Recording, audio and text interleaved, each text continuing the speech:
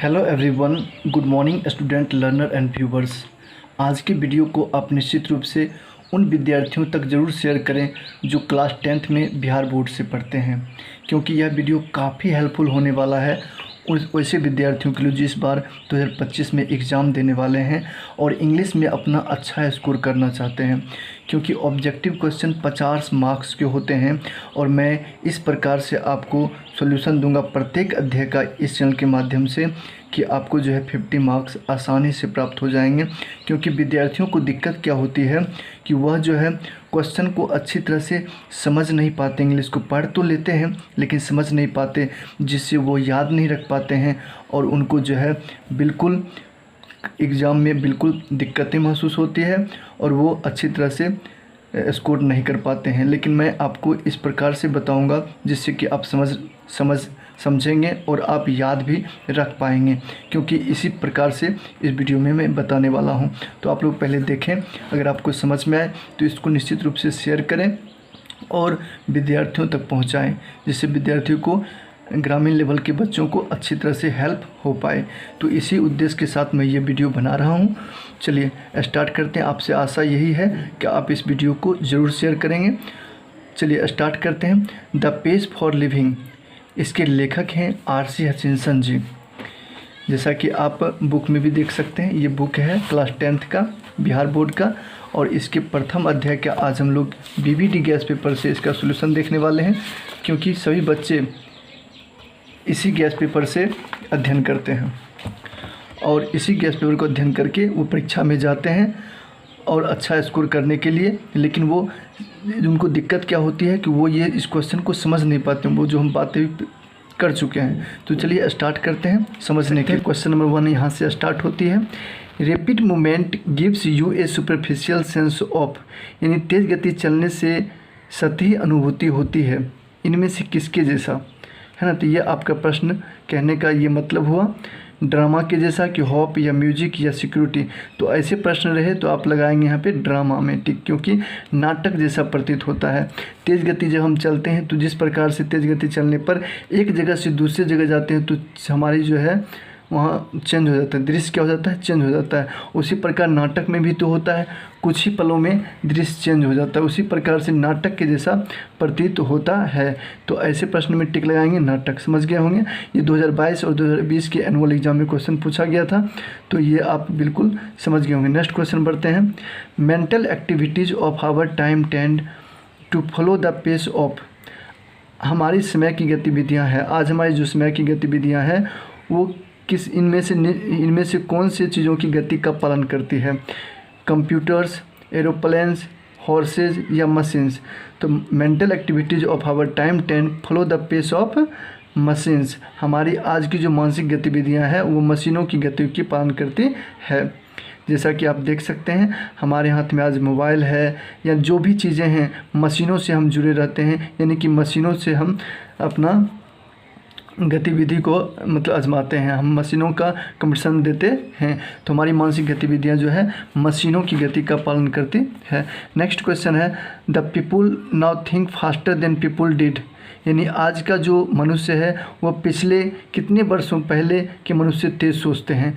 तो 30 years ago से मनुष्य तेज़ सोचते हैं, क्योंकि जो आजकल का बच्चा है वो कहीं ना कहीं तेज़ सोच पाते हैं 30 ईयर्स पहले के मनुष्य, है ना। जो वो सोचते थे, जितने रफ्तार में सोचते थे उससे कहीं 30 वर्ष पहले के मनुष्यों से आज के मनुष्य जो है तेज़ सोच पाते हैं। तो आप यहाँ पे 150 ईयर्स नहीं डालेंगे, यहाँ पे 500 भी नहीं होगा, यहाँ पे क्या हो जाएगा 30 ईयर्स एगो।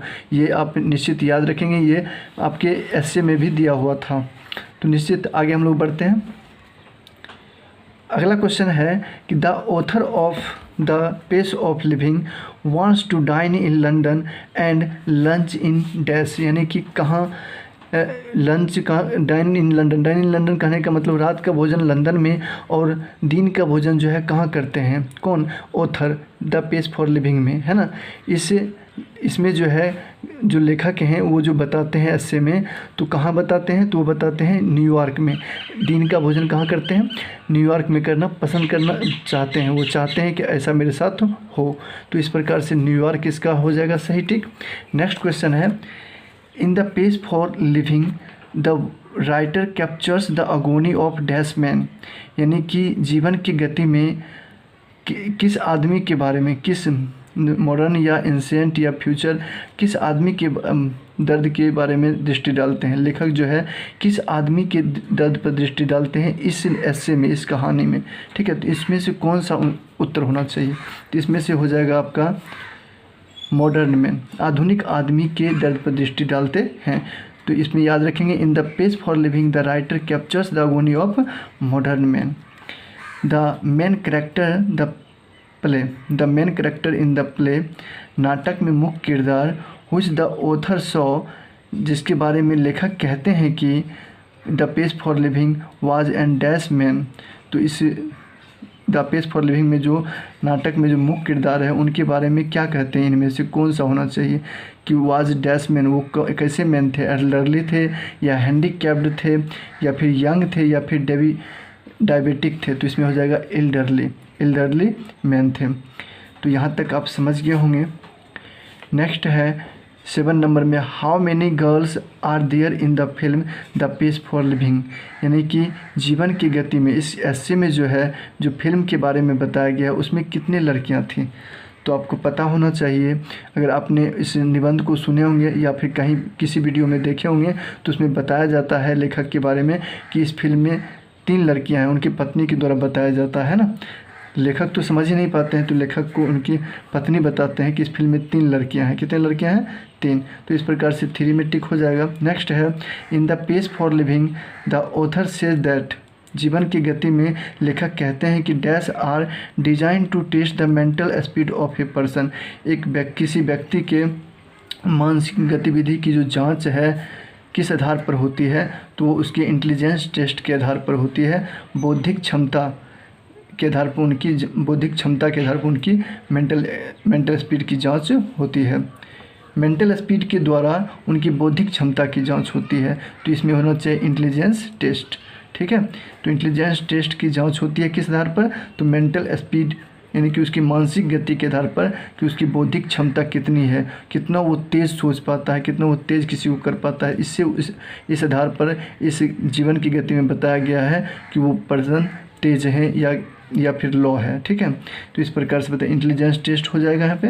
नेक्स्ट क्वेश्चन है, the author in the page for living enjoys, मतलब लेखक जो है जीवन की गति में आनंद लेते हैं। कैसे आनंद लेते हैं, तो लॉन्ग कार ड्राइव के द्वारा या फिर एयर फ्लाइट्स के द्वारा या ट्रेन जर्नीज के द्वारा या फिर रोड जर्नीज के द्वारा। तो यहाँ पे हो जाएगा लॉन्ग कार ड्राइव के द्वारा आनंद लेना चाहते हैं।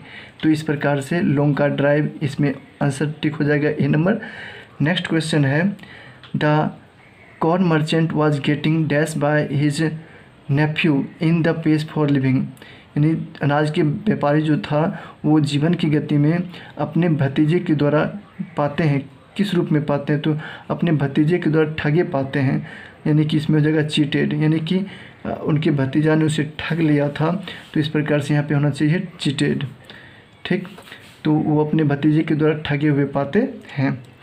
नेक्स्ट है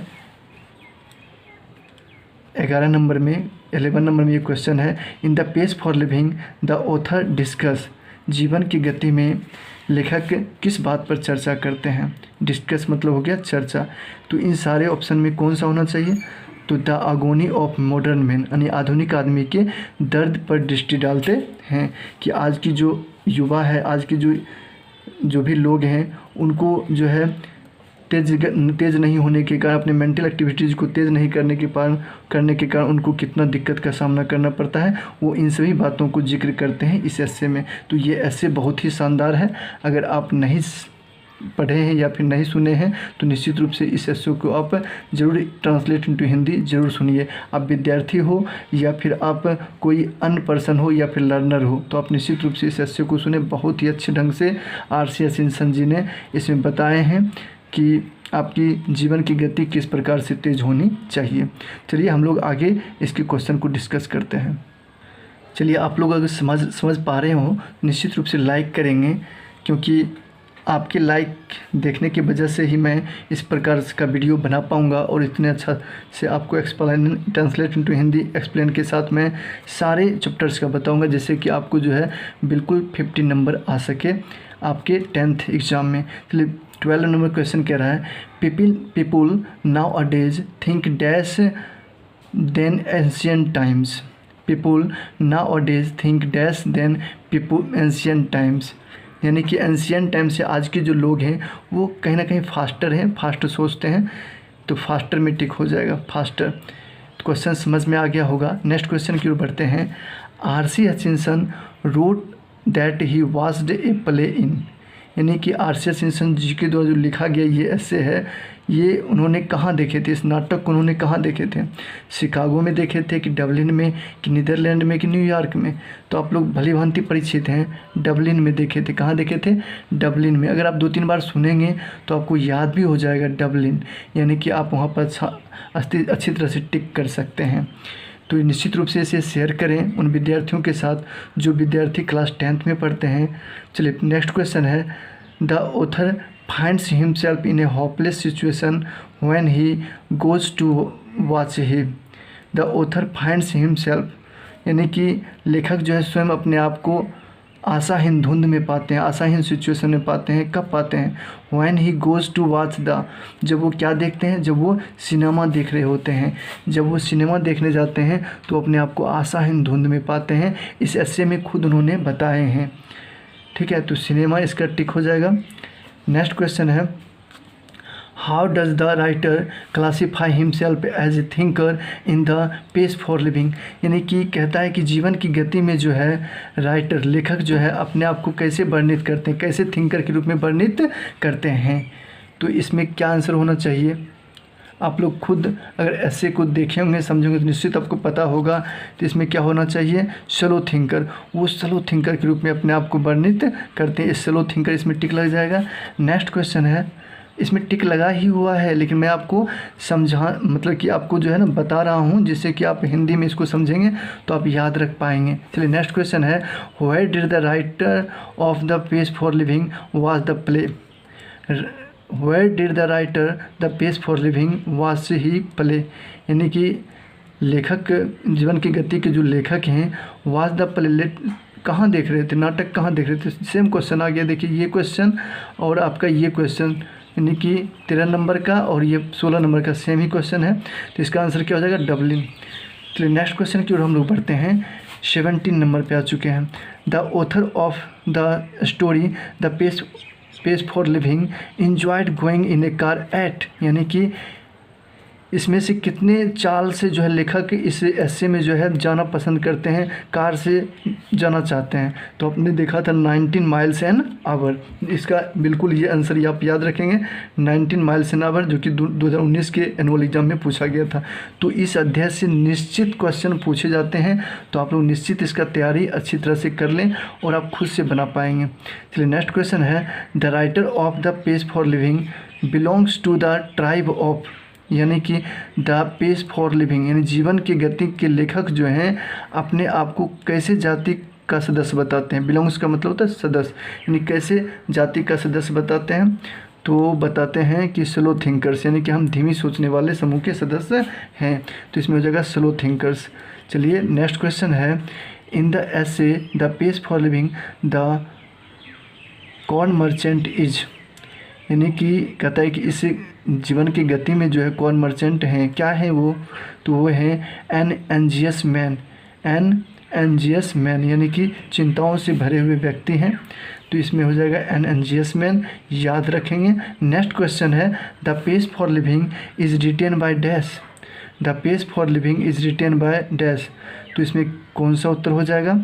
the page for living is written by dash, यानी कि जीवन की गति के लेखक कौन हैं? तो आप लोग भलीभांति परिचित हैं, आर.सी. हचिंसन जी।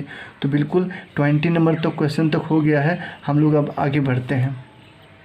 21 नंबर में क्वेश्चन है कि द ऑथर एडमाइट्स, यानी लेखक स्वीकार करते हैं, दैट क्विक ट्रेवल, तेज़ यात्रा करना जो है, does not give the traveller, जो ट्रेवलर होते हैं, जो यात्री होते हैं, उसे the real dash of travel, यात्रा का क्या नहीं दे पाते हैं, यात्रा का रियल प्लेजर नहीं दे पाते हैं। प्लेजर हो जाएगा यहाँ पे, यानी कि रियल मतलब वास्तविक आनंद नहीं दे पाता है। तो ऐसे क्वेश्चन में आप याद रखेंगे द ऑथर एडमाइट्स, यानी कि लेखक स्वीकार करते हैं कि दैट क्विक ट्रेवल, तेज गति जो है वो traveller the real of travel, यानी कि रियल प्लेजर इसमें हो जाएगा।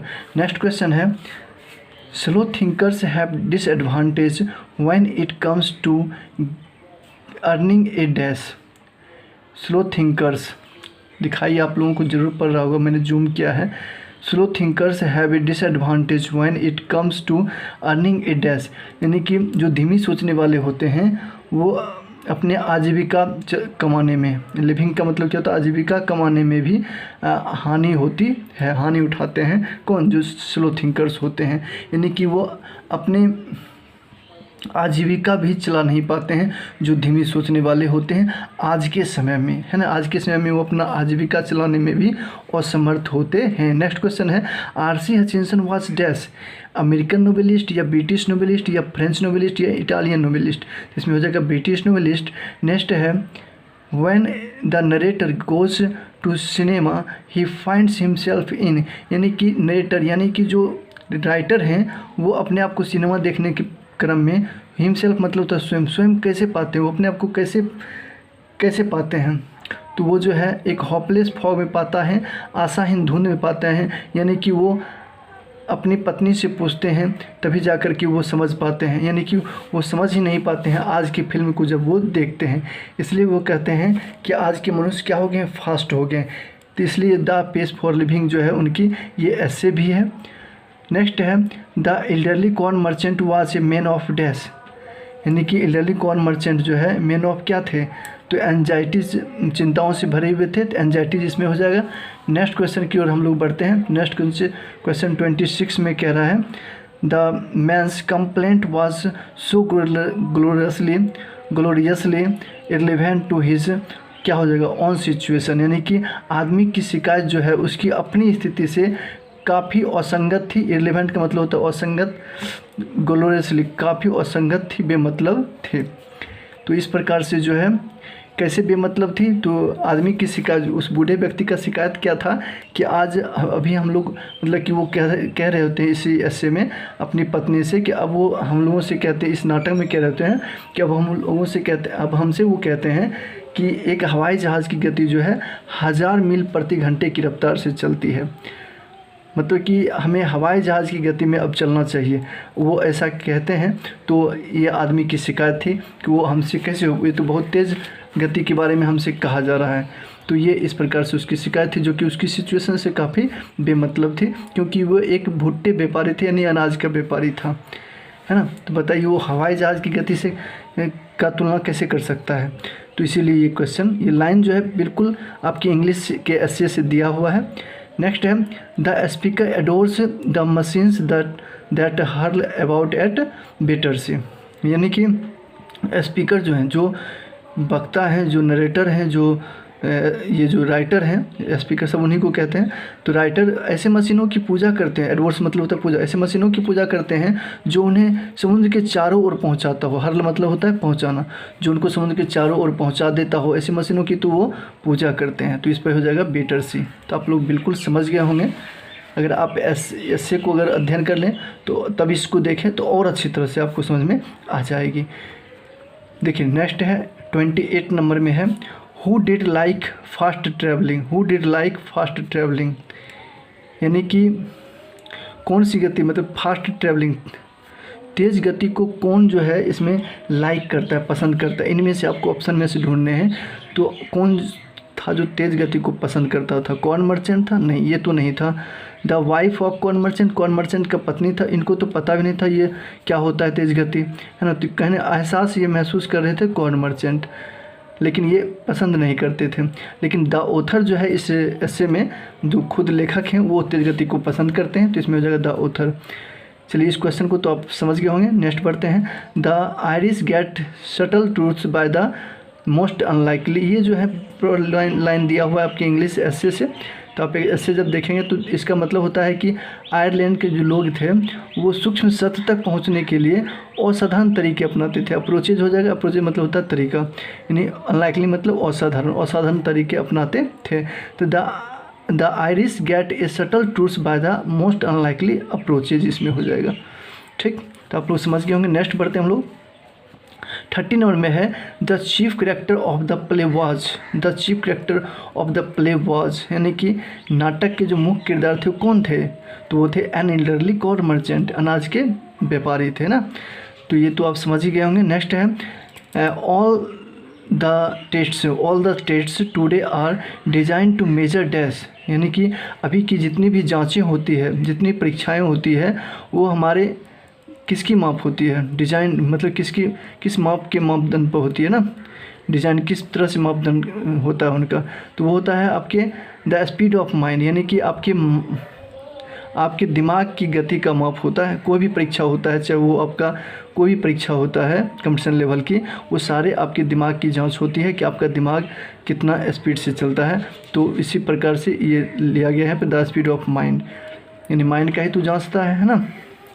आप कितना याद रख पाते हैं, आप कितने मैथ में क्वेश्चन बना पाते हैं ना, तो सारे माइंड स्पीड ऑफ माइंड से ही होते हैं, है ना। तो इसमें हो जाएगा ये द स्पीड ऑफ माइंड, हमारे माइंड की गति की जांच होती है। चलिए 32 नंबर में है the agony of modern man is captured by, यानी कि आधुनिक आदमी के दर्द पर कौन दृष्टि डालते हैं? इनमें से कौन थे? तो थे R.C. हचिनसन जी, जो राइटर हैं। कैप्चर्ड यानी कि दृष्टि डालते हैं। नेक्स्ट है हु वाज चिटिंग, है ना। Who was cheating the corn merchant, corn merchant को कौन ठगता था इसमें? तो उसका भतीजा था, हिज नेफ्यू, उसका जो भतीजा था वही उसे ठगता था, और उसकी पत्नी भी ठगता था, लेकिन उसका भतीजा बेसी ठगता था। इसमें हो जाएगा हिज नेफ्यू। ठीक है। नेक्स्ट है who was A play in Dublin not long ago,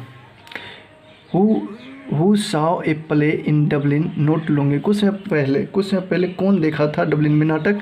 तो इसमें से क्या हो जाएगा? ऑथर देखे थे ना। तो यहाँ हो जाएगा आपका R.C. हचिनसन। कौन देखे थे? तो R.C. हचिनसन, वही ऑथर हुए। नेक्स्ट है he is going to fall in love with girls dash in that order, यानी कि ऐसे में जो है एक फिल्म के बारे में बताया गया है, लेखक के बारे में लेखक ने बताए हैं कि उसमें होपलेस सिचुएशन में वो पाते हैं अपने आप को।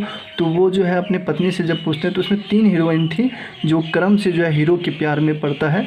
तो उसमें सबसे पहले बी था, फिर सी था, फिर ए था, यानी कि बी नाम की जो लड़की थी उसका वर्णन आपके ऐसे में दिया हुआ है BCA, यानी कि BCA क्रम से जो है उसके प्यार में पड़ता है, हीरो के प्यार में पड़ता है। 3 लड़कियाँ थी, तीनों लड़की हीरो के प्यार में पड़ता है।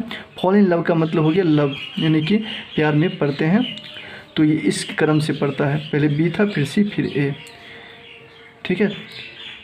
नेक्स्ट है the elderly corn merchant lived in, the elderly corn merchant lived in, यानी कि अनाज के व्यापारी थे, कहाँ के रहने वाले थे, कहाँ रहते थे?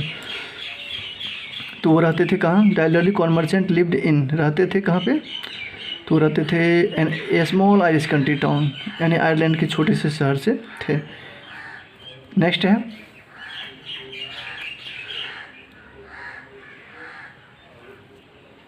देख सकते हैं नेक्स्ट 37 नंबर में है who didn't dislike the repeat movement of life, who didn't dislike the repeat movement of life, यानी कि जीवन की गति को नापसंद नहीं करते हैं। कौन जो है तेज़ गति को नापसंद नहीं करते हैं? तो वो थे द ऑथर, यानी लेखक जो है जीवन की गति में जो है वो तेज़ गति को पसंद नहीं करते हैं। ऐसा बात नहीं, वो तेज़ गति को पसंद करते हैं, नापसंद नहीं करते हैं। यहाँ पे है नॉट डिसलाइक, डिडंट डिसलाइक, यानी कि नापसंद नहीं करते थे। डिडंट का मतलब हो गया नापसंद नहीं करते थे, तो वही पसंद करते थे, है ना। तो हो जाएगा द ऑथर, जो ऑथर थे वो पसंद करते थे। तो इसका आंसर बिल्कुल सही है, द ऑथर हो जाएगा। नेक्स्ट है slow thinkers are travelling dash in the business of getting a living, यानी कि स्लो थिंकर्स जो होते हैं ट्रेवलिंग क्या होते हैं? हैंडीकैप्ड होते हैं, यानी कि वो अपंग होते हैं, अपने आजीविका चलाने में भी अपंग होते हैं, असमर्थ होते हैं। तो ये हो जाएगा terribly handicapped. Slow thinkers are terribly handicapped in the business of getting a living. ये आपके लाइन टू लाइन्स, आपके ये लाइन जो है ये आपके एस्से की लाइन है, तो आप निश्चित रूप से इसको समझ गए होंगे। नेक्स्ट आगे है 39 नंबर में,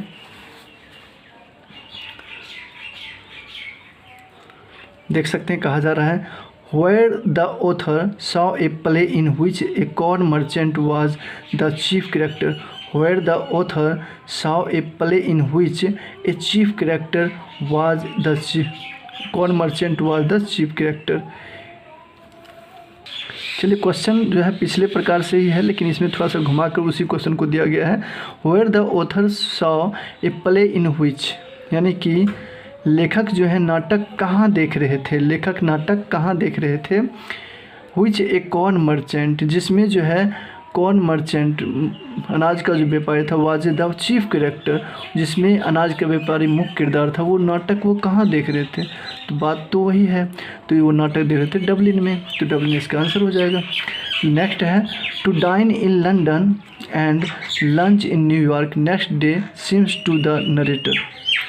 यानी कि लेखक को जो है लंदन में लंच करना और न्यूयॉर्क में रात का भोजन करना कैसा प्रतीत होता है, तो उनको जो है सेटिस्फैक्टरी, ये हो जाएगा आपका मोस्ट सेटिस्फैक्टरी एक्सपीरियंस, संतोषजनक प्रतीत होता था। To dine in London and, dine in London का रात का भोजन लंदन में, एंड लंच इन न्यूयॉर्क, और न्यूयॉर्क में दिन का भोजन करना उनको कैसा प्रतीत होता था। सिम्स मतलब होता है प्रतीत होना, तो उनको कैसा प्रतीत होता था, तो ए मोस्ट सेटिस्फैक्टरी एक्सपीरियंस, उनको संतोषजनक प्रतीत होता था। तो बिल्कुल ये आप समझ गए होंगे। 41 नंबर में है who was a man of many anxieties and had a dicky heart. यानी कि कौन जो है इसमें चिंताओं से भरे हुए व्यक्ति थे, काफ़ी चिंताओं से भरे हुए व्यक्ति थे, और वो उनके पास डिकी हार्ट था, मतलब छोटा सा हृदय था। तो इस एस्से में जो है एक ही था, उसका नाम था कॉर्न मर्चेंट। कॉर्न मर्चेंट के पास ऐसा था क्योंकि वो उनके भतीजा उसे ठगता था, जिसके कारण उसका हार्ट जो है छोटा हो गया था, और वो जो है चिंताओं से घिरे हुए थे। तो इस प्रकार से नेक्स्ट और ये लास्ट नंबर क्वेश्चन है who had the fantastic notion of spending 10 pound on A holiday. यानी कि कौन जो है 10 पाउंड खर्च करने की, यानी 10 पाउंड का मतलब हो गया 10 पाउंड खर्च करने की अद्भुत इच्छा रखती थी। नोशन अद्भुत, फंटास्टिक मतलब अद्भुत, नोशन इच्छा, स्पेंडिंग मतलब खर्च, यानी कि कौन जो है इसमें जो है 10 पाउंड खर्च करने की अद्भुत इच्छा रखती थी। तो वो कौन था जो 10 पाउंड खर्च करता था, तो उसकी wife of corn merchant, in corn merchant का पत्नी था। तो ये आप जब ऐसे पढ़ेंगे या सुनेंगे, ठीक है, तो आपको बहुत अच्छा तरीक़ा से ये सारे ऑब्जेक्टिव क्वेश्चन आपको माइंड में सेव हो जाएंगे। तो निश्चित रूप से आपको कैसा लगा ये आप ज़रूर बताएंगे।